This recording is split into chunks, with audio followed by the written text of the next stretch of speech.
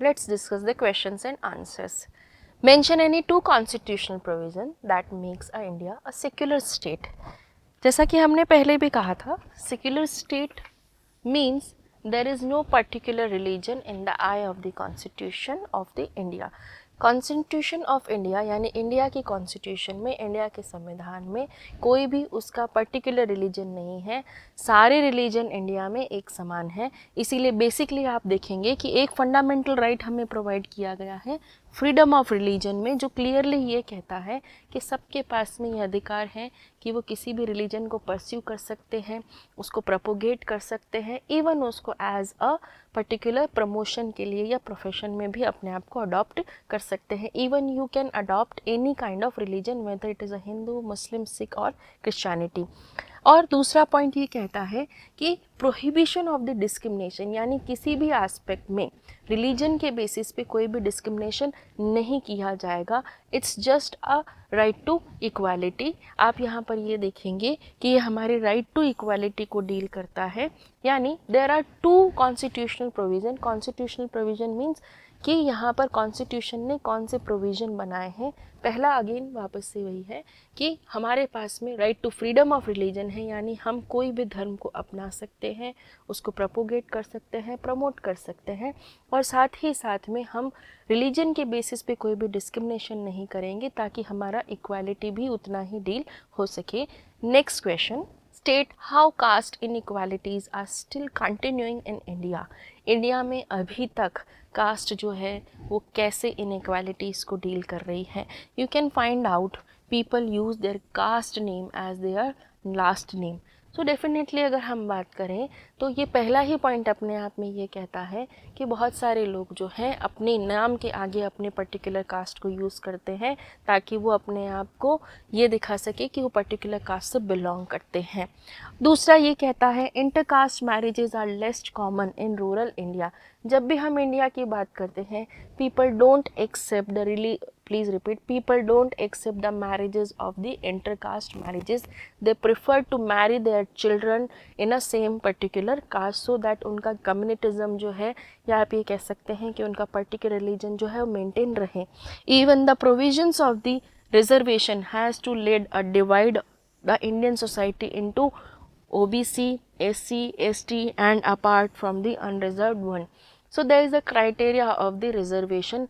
ये भी कहीं ना कहीं जो है कास्ट इनइक्वालिटी को डील करता है, और इंडिया को कहीं ना कहीं उसने OBC, ST और SC में कैटेगराइज कर दिया है।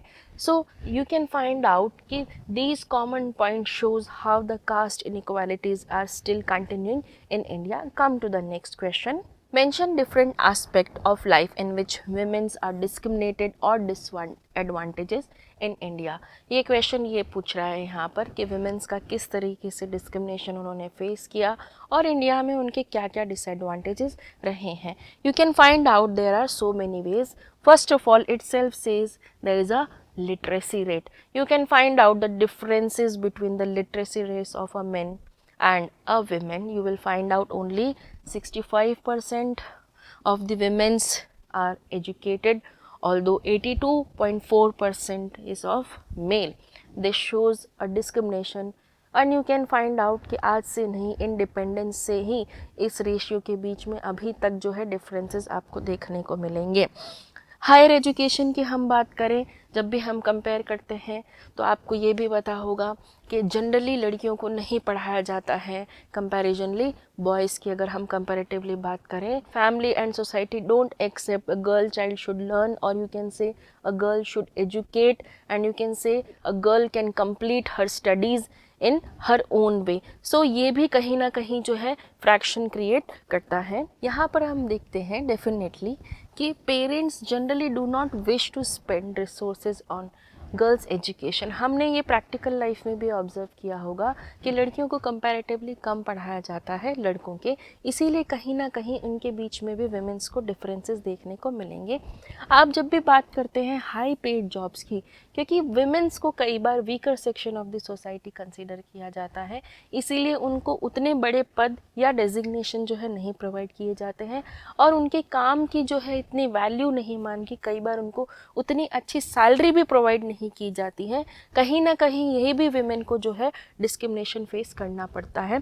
इसीलिए एक इक्वल रिनमरेशन एक्ट आया था 1976 में, जिसने ये कहा था कि चाहे महिला हो या पुरुष हो, whether it's a men or a women, there should be equal wages for the equal work।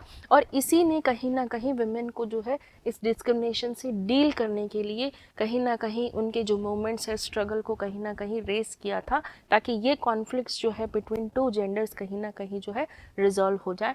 And the last point itself says there is a huge difference between the two gender. You will find out in 2019 there is only 107 males over 100 female।